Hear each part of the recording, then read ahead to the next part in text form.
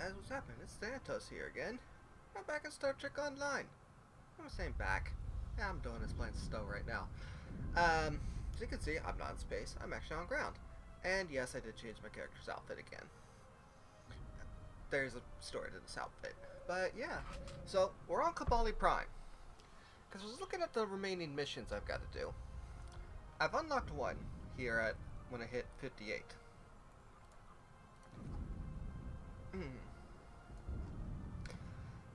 But it's a patrol mission.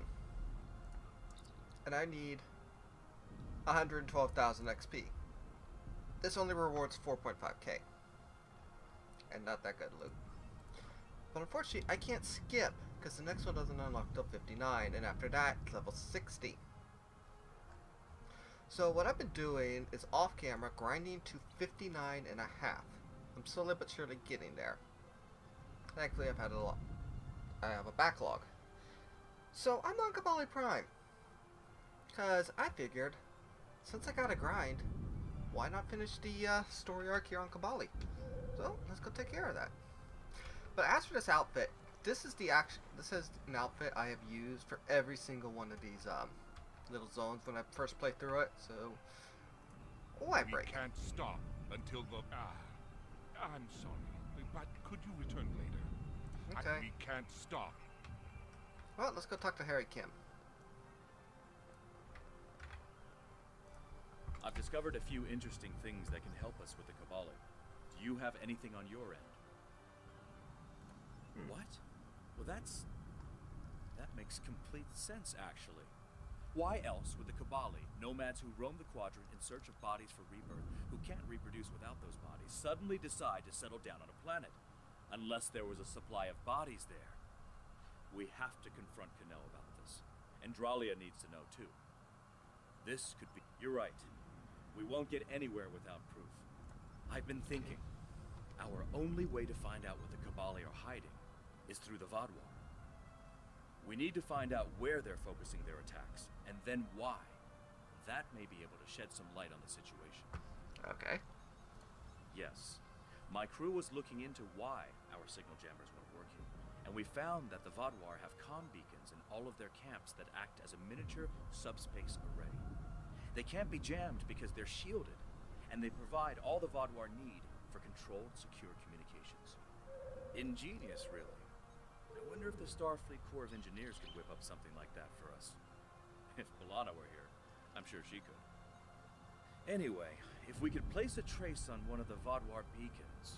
We'd have access to all their comms. Exactly.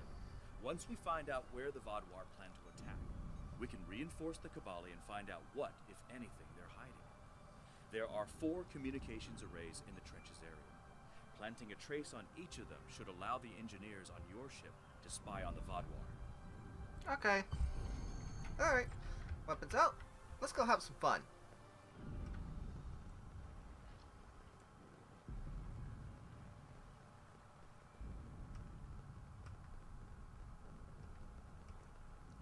But yeah, as for the outfit, I mean, yeah, it reveals the entire lower chest, but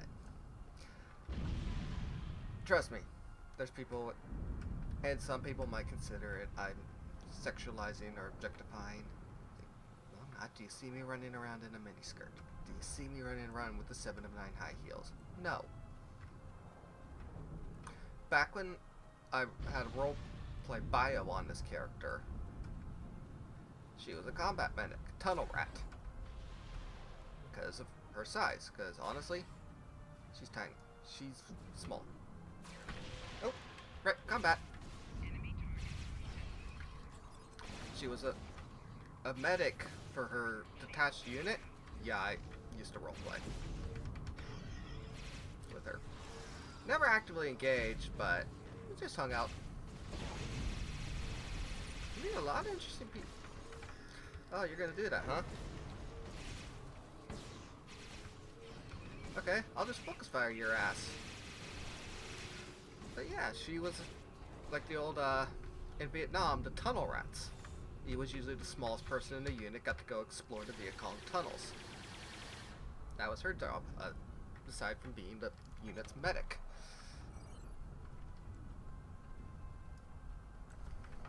Oh, hi.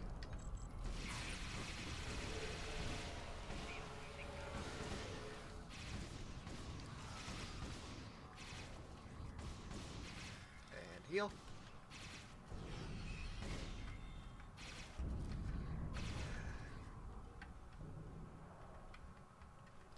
And heal.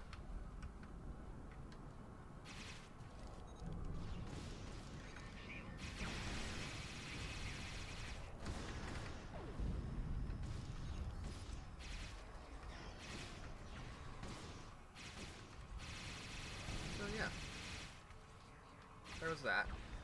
That's pretty much as far as I've since lost it, but I had an entire backstory written for her.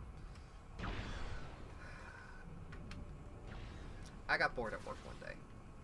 When you're sitting at a chair, answering phones for 16 hours a day, you get bored, and have a lot of while you're answering complaints and redirecting calls where they need to go because the person at the switchboard doesn't know squat about your company. I used to work at a water park. I still technically do. It's just I chose not to go back this year. So yeah, we had an on-site hotel. Well, the switchboard is located at the hotel. So I worked in admissions, and we would get calls in admissions that should have gone to food and beverage. That's how incompetent, I'm just going to say it, the switchboard operator was. They didn't know anything about the park. Then when I became a supervisor and I started driving, I actually found out where the switchboard is located. And I actually sat in on a call one time.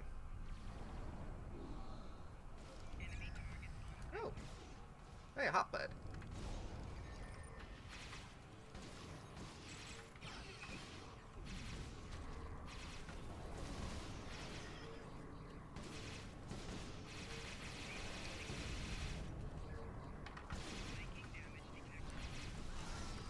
Sorry, I'm easily distractible.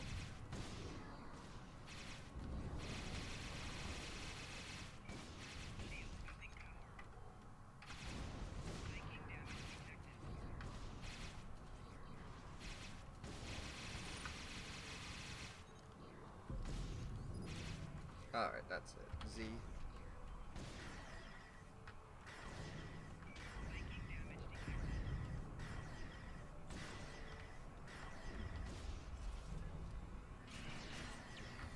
Control 6.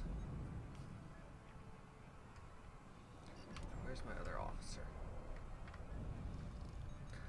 So yeah, there's that.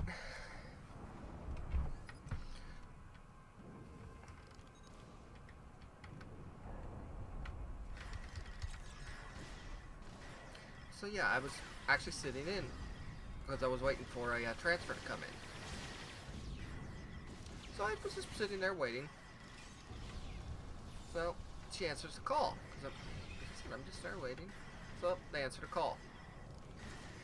Well, the person on the other end, I found out later, because again, the switchboard operator said, "Okay, you need to know about park guidelines and entrance policies." Like, okay, let me send you to admissions. It's like, found out later, the person wanted to know about wheelchair access and stuff like that. That should have gone to operations, not admissions. Because operations, which are the lifeguards, handle stuff like that.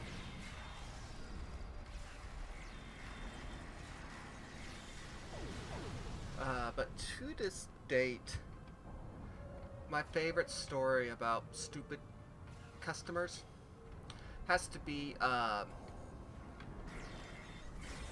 we had a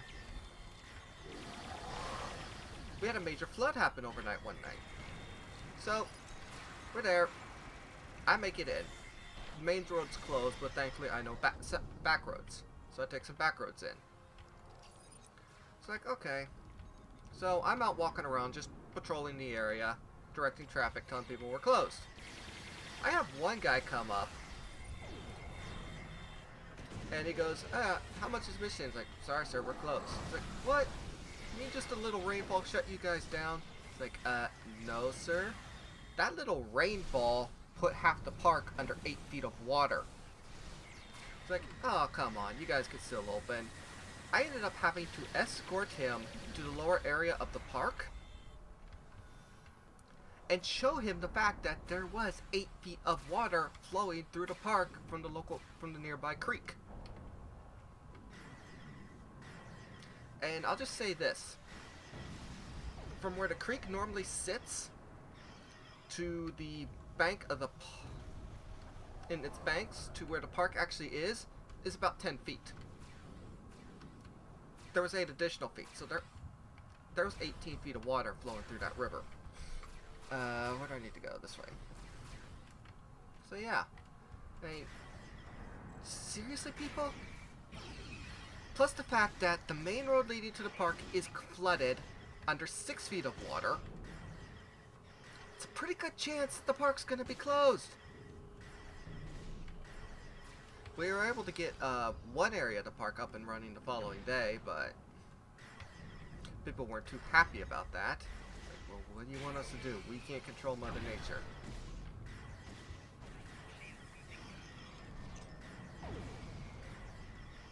Again?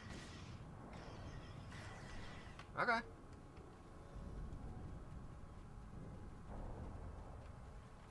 So yeah, all sorts of fun stuff.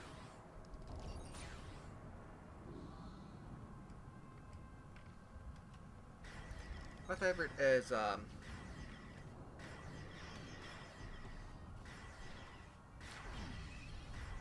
this is this won't give you our park where I work and live away. So our signature ride, I'm at the entrance on the far side of the park from this. I'm talking with an operations supervisor because we have what's called a 1078 coming from the parking lot, which needs assistance. Usually someone with a wheelchair needing assistance getting to to their family or something. So we're just there talking, just waiting, and this lady comes up, wants to file a complaint. So we're like, okay. So we both answer her complaint. She's complaining about the ride line on our signature ride. She was complaining the fact that she waited in line for an hour on that. And granted, this is our signature ride, and this is one of the busiest days of the year. I tell her, ma'am, an hour? That's actually moving pretty quick. She goes, no, that is slow. You guys should warn people that it's going to be busy. We're standing next to an admission booth. And on days like this, we have signs posted on A-frames and at the windows of the admissions windows, ticket counters saying, please note, busy day today. And all sorts of stuff. Yeah. Seriously, people. Do you not read? It's Saturday. It's 103 degrees outside. It's Saturday. It's a water park. You expect no one to be there? Hell no. They're going to be at the water park. Oh, God. I've worked there 8 years. Decided I needed a break, so I'll make year 9 some other time. But, seriously. Oh. Hang on. I seem to have made friends. Let me deal with them real fast. Get to a safe point. Okay. We'll just repop it.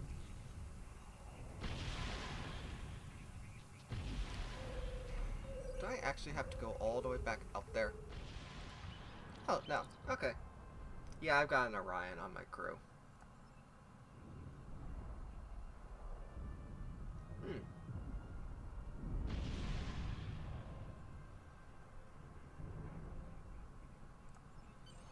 Your timing is impeccable. A large squad of armed Kabali just left, but they wouldn't say where they were going. Did you... The temple. That must be where the Kabali are going. Alright, let's go. But yeah, it's like, seriously, people.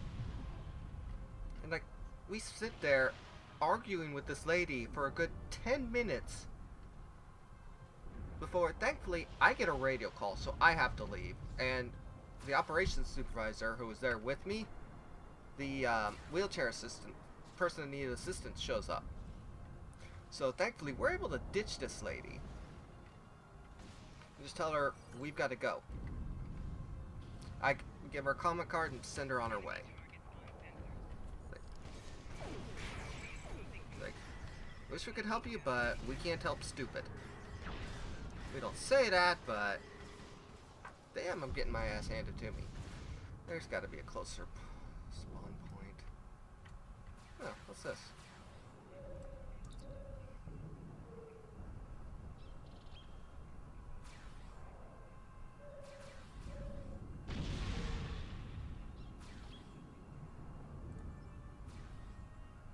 Okay.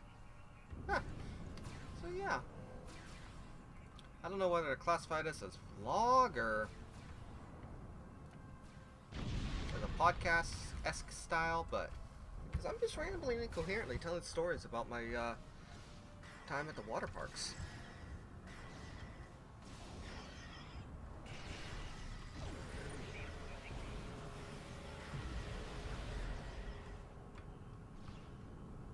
Alright. Let's see if I can get there without making any more friends.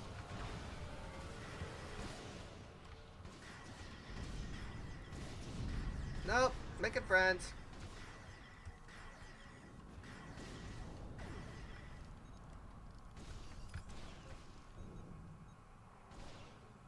Get my healer up.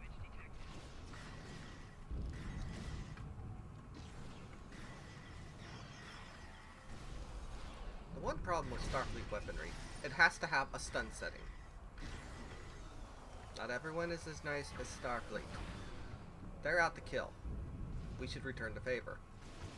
Nope, gotta go.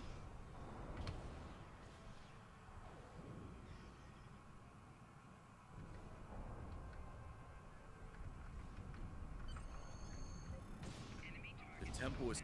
Okay, sorry folks, this is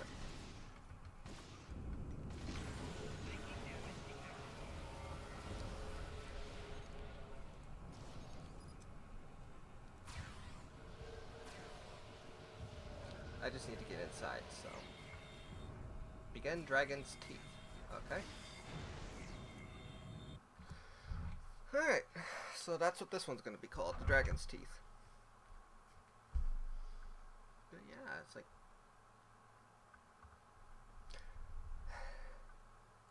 Best part about this whole thing was when we told her that that's actually moving very fast for a day like today. She's like, no, that is way too long. Like, ma'am, the average wait for that ride on a day like today is 4 hours. Woo-wee, I didn't. That point, I did not know a face could turn that shade of red. But it's like, folks. Looks like we've made it to the lowest level of the temple. Oh, cutscene. Let's see what's in there. So yeah, it's like, my best part about all this is when you file a complaint and a supervisor for admissions has to come down and deal with it. If it's a complaint that, yeah, we think it's a legitimate complaint, yeah, we'll investigate. Well, all complaints, whether or not they're legit or not, we'll investigate. But if it's a complaint where you just want to bitch just because you can bitch and try and get something out of us, first off, you're not going to get anything out of us. Because some companies have the customer's always right motto. Not where I work.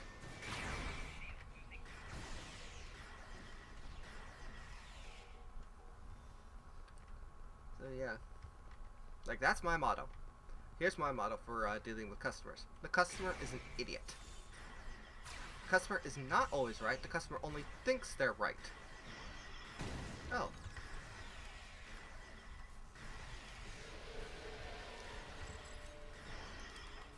But yeah. If you're gonna be a complete idiot and raise a bloody fit just so we can, we'll cave and give you everything you want, But the best part of people who are like that, who start a fuss just so they can get free stuff. Best part about it, the whole thing is, sorry, I'm looking where I'm going, is when we don't give it to them, they get even madder. At which point, we're still calm, we're still straight faced, but internally, we're laughing at you. And something I told, it's not official, but it's something I tell all the people who have freshly been promoted to lead, section lead, because our ranks are line staff, section lead, department supervisor, manager. If you are here, then it means our secret is revealed. I am sorry, but we did what we needed to survive. Okay. So yeah, like one thing I always tell them is, as soon as you get when they found out they've been promoted, is to tell them, go get a pair of dark sunglasses, polarized sunglasses, so they can't see your eyes. Because I have a pair like that, and the way I wear my hat is you can't even see my eyebrows with them. Take this. It is the code to open the door. Please, do not judge our people too harshly. You would have done the same if you faced extinction. Okay. But yeah, I tell them, yeah, go get that so that they can't see you rolling their eyes at you.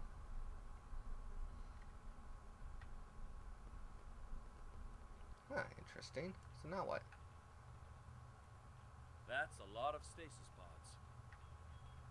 Yep. Let's get a scan of these. We need to know more. Okay.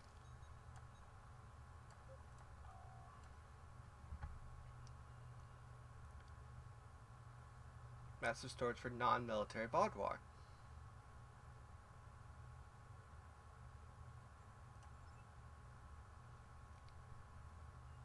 Past 10 years.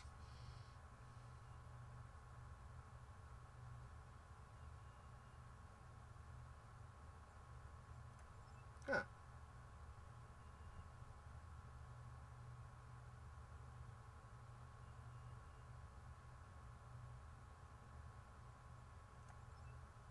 Okay. But yeah, all sorts of randomness. Looks like Gaul was telling the truth. The Kabali are holding thousands of Vaadwaur stasis pods. This is why the Kabali stopped wandering. Everything they needed was here. It's not right. Some of the Vaadwaur in the stasis tubes could still be revived. The Vaadwaur are a dying race.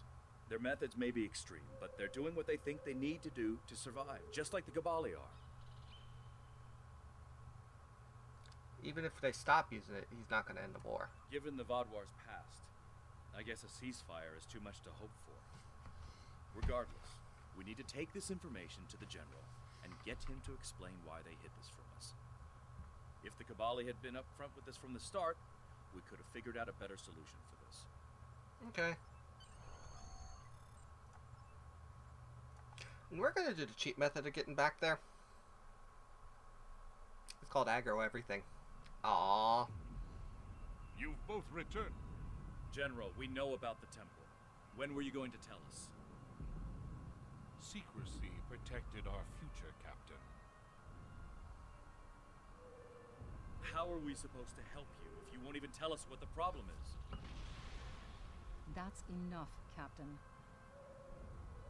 Captain Dralio, you're late. Yeah. Tactical The officer. Kazon delayed me. What's the situation?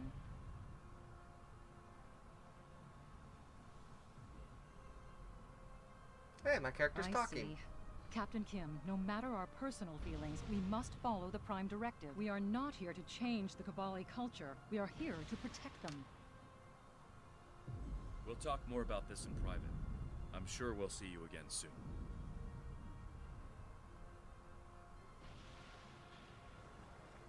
Okay.